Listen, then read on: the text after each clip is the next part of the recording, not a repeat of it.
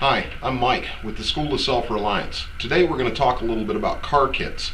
Been wanting to do this video for a while and explain what should be in your automobile. And we're going to talk a little bit about whether or not you're just the average motorist who's got a front-wheel drive, sedan or small car. And then also if you're the type of person who drives a pickup or an SUV, and if you're going to be off-roading, or whether you're just, like I said, an average motorist just driving around. We're going to talk about the different types of car kits and the things that should go in them, and we're going to get right to that. Some of the stuff you should think about in a car kit is pretty obvious. A gas can. The size of the can, it should be at least 1 gallon. This is a 5-gallon can. Now, I drive an SUV, a big Yukon, so I can fit a 5-gallon can, but at least a 1-gallon can should be in your car kit, empty. You don't want to store it full of gas in your vehicle. Just an empty gas can, and the size will depend on the type of vehicle and the space that you have. So, a gas can, because one of the most common things that people do is run out of gas. You may have to walk and go get fuel. If you're in a scavenging circumstance, you're definitely going to need a fuel container so that you can scavenge gasoline and get it back to your vehicle. One of the other things commonly overlooked in most vehicles today is just a basic toolkit. Now, this is going to be dependent again on the space, the type of vehicle that you have, and your mechanical knowledge. If you're not an ASE certified mechanic or a shade tree mechanic who's been working on cars their whole life, you probably don't need a full-on 3,000-piece toolkit. The thing that you're going to need, though, are just the basics, something that you can tighten a battery cable with, replace a hose, the common emergencies that you run into. And if you don't have the ability or the knowledge to change an alternator or change a carburetor or fuel injection unit or something, then you probably don't need to carry the tools for it. But if you or someone in your group does, then maybe you do. Again, it's dependent on the space. If it's a small car that you're in, then the smaller the kit's probably better. If you've got a large SUV, then you've got the space for it. But screwdrivers, basic Allen wrenches, sockets, ratchets, that kind of stuff. And crescent wrench, get some vice grips, pliers, screwdriver. Just the stuff, like I said, to fix the basic emergencies. You never know when you might blow a radiator hose or something like that, or a small wiring problem that you can sort out. But if you don't have the knowledge to use the tools, don't bother to carry as much. Carry what you have or what you have the knowledge to use. One of the other common emergencies that you'll find alongside the road is a flat tire. If you're like most motorists today, you're driving a small sedan or economy car, it probably has a donut or a balloon tire. It's a secondary spare, and it's only meant to go 50 miles at 45 miles an hour. So having, if you drive a pickup truck or you drive an SUV, then you have space for a full-size tire, and you should have one. One of the things that you want to make sure that you have is a jack. Go back and actually look in your vehicle and make sure that you do have a jack and tire tool. If you don't, get one. Some people will say, changing the tire, use some Fix-A-Flat. Well, I don't really like Fix-A-Flat. A product that I do like is called Tire Slime. And it's a sealant that works very, very well. When the tire is flat, you basically remove the lid here, use this tube. It has a valve stem tool already inside of this so that you can take your valve stem out of your tire. And then you attach this tube and you basically put in the recommended amount, and it will tell you, according to tire size, how much of this to put in there. Anyway, tire slime can be added before a flat or after, and it will work as a preventative measure. So I like tire slime. Now, one thing you're going to need if you're using tire slime is you're going to need a compressor. You're going to need something to pump that tire up with, because this obviously doesn't have any air pressure in it. But one of these units, small battery powered air compressor that will pump up your tire, plugs right into your cigarette lighter, can be had for about $20 at AutoZone or Advanced Auto. Walmart also sells these. This particular one will do up to 150 psi, although that may take a little while. But inflating 30 to 40 pounds into a tire generally only takes about 5 minutes with one of these, and they're very, very useful. And with this and some tire slime, you should be able to fix just about any kind of flat that you might have. And of course, the other alternative is to change the tire, but if you don't have a spare, then this tire slime is your way to go. And if all you can get is fix a flat, then go ahead and have a can of that. Some other basics that you should think about having in your car kit: roadside flares.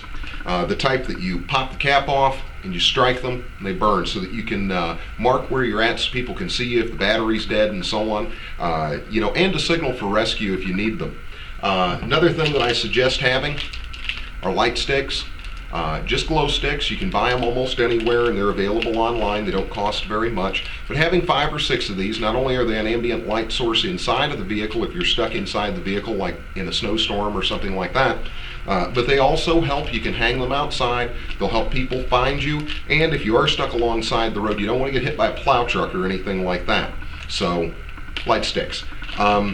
Another thing that I recommend having a hand crank radio. Something that dynamo powered. It'll also have a flashlight capability, radio, and it'll have weather bands and so on. Now, if you're stuck in the vehicle and your radio works, obviously you don't need this. But if it doesn't, if the electrical system's just down on the car for whatever reason, you don't have power, not only will this tell you what the weather is going to do, and it will also keep you entertained. Which if you're stuck for a few days in a blizzard in a car or something like that, entertainment becomes kind of crucial. You'll get pretty bored pretty quickly. And if you have to bug out of the vehicle and walk out, you can take the radio with you. And it's a light source, an entertainment source, and an information source. Also, consider that you may be stuck alongside the road because snow or mud or things like that, or especially if you're off-roading or whatnot. So I suggest carrying a good shovel. One of these small breakdown fold-up shovels is perfectly fine, just something that's a good tool that you can use to dig the tires out if you have to. Also, if you find yourself in a situation with brush and so on, obviously, if you have enough space, you can carry an axe, but a hatchet does pretty good too. Having that in your vehicle so that if you are off-roading or something like that, or you just simply took a wrong turn on a country road, you find your car off the road kind of entangled in heavy bushes or debris, you can cut that stuff up. Or if you need to build a fire outside of the vehicle, you also have the ability to do that with the hatchet and make short work of a lot of brush or things like that. Another thing that I suggest having is a handyman secret weapon of duct tape. Does a great many things. You can do everything from bandage a wound with this stuff to fix a blown radiator hose, temporarily, mind you, not permanently, but temporarily. It will also insulate electrical wires. You can build equipment out of this. I've seen people actually build snowshoes out of it. It's just got 101 uses. I personally use the military duct tape, but the regular duct tape that's available at Walmart is just fine too. Just a large roll of it in your car kit. Of course, I suggest having paracord. I don't go anywhere without paracord. But food and water is another thing that you should have in your car kit. You can throw a few water bottles in there, MRE type food. Lots of people, though, they throw their car kit in their car and they forget about it for a few years. And actually sometimes a lot more than a few years. So I kind of like the dehydrated, freeze-dried food because it has such a long shelf life and it's not as affected by temperatures as other foods, where an MRE is. Now, some people are going to say, hey, it's freeze-dried, you need water to get it heated back up and rehydrated and so on, and that's true, you do. And depending on the climate that you're in will depend greatly on whether or not you want to go with this option and how much water you want to carry. Now, there are some companies that make some very fine canned water, and it's in cans just like this, number 10 and number 5 cans. Number 5 is about half the size of this one. But these water products have 30-year or 25-year shelf lives. And you can throw that can of water in the trunk of your car or in the back of your truck and leave it there for 15 or 20 years, and that water is just as good. And remember, you don't have to carry this on your back. It's not in a backpack. It's in your vehicle. So if you put a can or two of canned water, in your vehicle, you've just got extra water there. It's great. If you did have to refill up the radiator, you've got some for that. But if you are stuck and you need the water, you need to cook with it, you need it for drinking and so on, it's really about the best way to go. Of course, like I said, you can throw water bottles in there. Just be aware that this water will go bad after a while, and these bottles do leach chemicals into the water. If you want to use MREs, just remember 90 days at 90 degrees and an MRE is no good. It's absolutely worthless after that. So I kind of recommend the dehydrated and just carry extra water. Like I said, it's not on your back, it's in your car. Another food source that I kind of like are some of these types of energy bars. This one's a marathon bar made by Snickers. They're Mylar packaged, and they have a few years shelf life. They're pretty decent. You can get any other kind of energy bars or granola bars and things like that, and they'll work great too. One of the other things you want to consider is that you also want to have a medical kit. I know in my other videos I always stress having a medical kit. Well, I can't stress it enough. If you're injured and you're in a bad way, that'll claim your life so very easily. So having a medical kit is important. Plus, if you are just sick with the flu, or you're already stuck in a blizzard or something like that, you come down with a cold, stuffed up nose, fever, that's just going to make the entire experience that much more miserable. No matter what's happening with you, being sick is terrible and being injured is even worse. So carrying a medical kit so you can deal with those is important. I just take one of these pouches like I've shown you before, throw my medical gear inside there. I've got quick clot in here, my bandage tape, cold medicine night and day. I've got pain relievers, I've got sutures, bandages, band-aids, all that kind of stuff. I do carry a surgery kit just about everywhere that I go, a small field surgical kit that has all the instruments in it. I know you guys have seen this before, so I'm just going to glance through it real quick. It's just got most of your basic surgical tools. We don't even have to zoom in on it or anything like that because, like I said, I've got a whole video devoted just to your medical kit. But carry one of those in your car kit. Remember, it's not on your back. You don't have to carry it, so it doesn't have to be a micro kit. One of the other things that we get into commonly on the side of the road, especially depending on what climate you live in, like here, I'm in northern Indiana, lower Michigan. If you live in the Northwest or the Northeast or anywhere like that, if you live north, you're going to run into snow and cold conditions, and that's 90% of the cause of people getting stranded on the side of the road. And believe it or not, in this country, people do die every year of exposure in their vehicles or trying to escape their vehicles right here in North America because of blizzards and things like that and ice storms. But it happens every single year. Some people lose their lives. So having simple things like a warm hat, having an extra fleece inside of your kit, that's important. Don't forget simple things like a blanket or a military poncho. I've got a military poncho liner here. I carry one in my car. If you've got 3 or 4 people in your family that are commonly in your vehicle, throw in 3 or 4 of these. Like I said, you can make space with these and crush them down.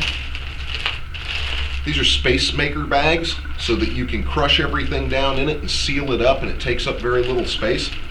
Go ahead and get yourself some of these. They're commonly available at Walmart and places like that. But you can crush a lot of your gear down in one of these and make it very, very compact so you're not worried about the space inside of your vehicle. And if you are driving a smaller car or something like that, then, if it's just you and another person, then have the supplies for just you and another person. But you can crush this stuff down in the Space Maker bag, and if you had to at some point, the Space Maker bag could be used as a container. It could be used for making a solar still if it was hot weather and you broke down. It could be used for a lot of things. So don't forget warm stuff, and I always tell you, have a poncho so that you can keep yourself dry. This thing can be used as a shelter, and it can keep you dry. If you have to go outside the car and forage around or do things and it's wet or raining or freezing rain, poncho would come in handy. So I carry one of those in my kit too. If you've got it, one of the other things that you might consider carrying in your car kit, these are Gore-Tex pants and jacket. And Gore-Tex is windproof and waterproof. And this stuff will all fold up and be very small, but it's an extra set of clothing that's windproof and waterproof. And in the wintertime, especially in the wintertime, keeping yourself dry can make all the difference in the world. A poncho will work for that purpose, but these do work better. If you've got them and you've got a spare set, you can always put them in your car kit. One of the things that I recommend is if you don't necessarily have to have fancy new, multicam camouflage, the military right now is selling out all kinds of woodland camouflage Gore-Tex. Tops and bottoms, and they're selling them for just unbelievable prices. Surplus stores and stuff now have them, and you can find them on eBay for $35 to $45 for a top, and maybe $35, $45 for a bottom. And if you're willing to accept them in fairly used condition that are still serviceable, you could probably pick up a whole set, top and bottom, for about 40 bucks on eBay. And that way it's inexpensive to throw in your car kit. But Gore-Tex, a great idea. Will keep you dry, and like I said, in the wintertime, dry is a consideration. Of course, you guys have heard me say this before. One of the things I don't think you should ever be without is a good knife. I said it in one of my videos before that one good sharp knife will feed you, clothe you, keep you warm and dry, and it will. It'll also provide protection for you if you need it. But your knife is your basic tool. Don't ever forget that. Including in your car kit, you'll need one. Some of the other things that you always need is a container to carry water, some type of metal cooking vessel. If you're going to, if you want to, you can just put a canteen cup and cover in there, kind of like this one. If you want to get fancier, you certainly can. MSR has a nice little pot right there. Have a little trouble getting this out of the cover. But a canteen cup and cover would do just fine. Plus, this is easy for you to take if you have to abandon the vehicle, and try to walk your way out. The MSR pot, not a bad substitute. It's good stuff. Inside of mine, I carry a little alcohol stove. Denatured alcohol, very easy to carry. Goes inside of here. You can use this for cooking. Denatured alcohol does not give off toxic gases. It does give off a little bit of carbon dioxide, so if you were in the vehicle and tried to cook with this, you certainly could. Just crack your window a little bit. It would also bring the temperature of the vehicle up if you're in cold weather, so it would help as a heat source. And it's safe, so you could use that, but having some type of container in the vehicle, something to cook, food in and decontaminate water if you had to. Always a good idea. Don't forget your knife. Another thing that you're going to need is the ability to make fire. Of course, a ferro rod. I always suggest having some kind of fire kit. This particular one is my fire kit. It's magnesium ferro rod, ready to go. It's just there with my knife. But I also suggest having a lighter. Remember that one is none, two is one. Don't ever have one plan for anything. One plan is having no plan. One of anything is nothing. It will always fail. So have two. So I suggest having multiple sources of fire. A regular lighter, I like flint and wick lighters because they are refuelable. You can carry some lighter fluid. Of course, lighter fluid comes in smaller cans than this, but you can carry lighter fluid for them. You can carry wicks and flints in the bottom of the lighter, inside of the hollow cavity, and they're meant to be serviced. They're field serviceable. If you don't have lighter fluid, you can also use kerosene, diesel fuel, lamp oil, and a bunch of other things. Just don't use gasoline. But you won't be able to refuel a Bic, and you can refuel this, and it will generally always burn for you. And as long as you've got fuel to fill it with and flints for it, it's going to continue to work. Also in your car kit, you should consider light sources, light and heat sources. I carry flashlights, of course, and you should have one with extra batteries. I usually carry multiple flashlights. I do, however, like LED flashlights because their battery life is just extreme. They last forever. You can't break the bulbs.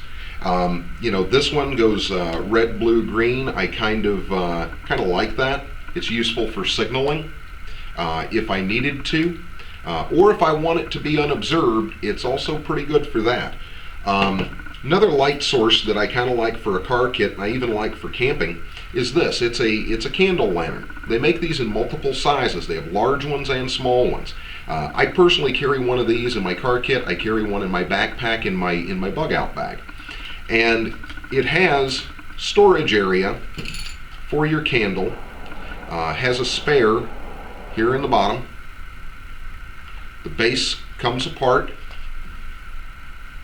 so that you can store an extra candle. If you got the one already in it, it locks in. This could be hung up or sat down in your car and it would provide you light. It would also provide a small heat source to help raise the ambient temperature in the vehicle if it was cold weather.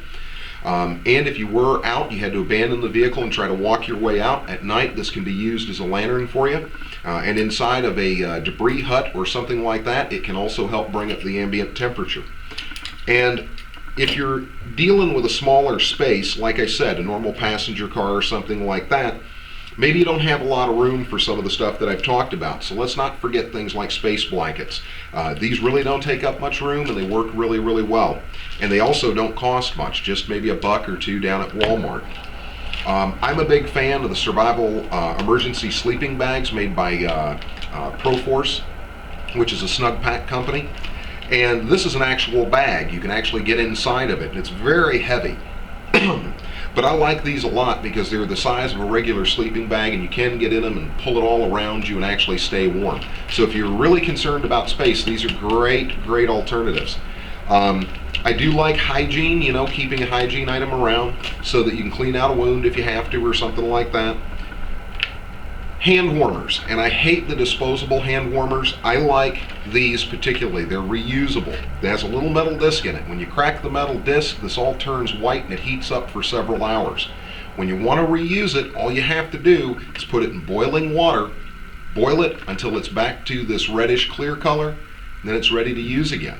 So you get hundreds and hundreds of uses out of these, and they don't cost very much money. They're available online and at sporting goods stores too. So I like these. Valuable thing, especially if you're in a cold climate.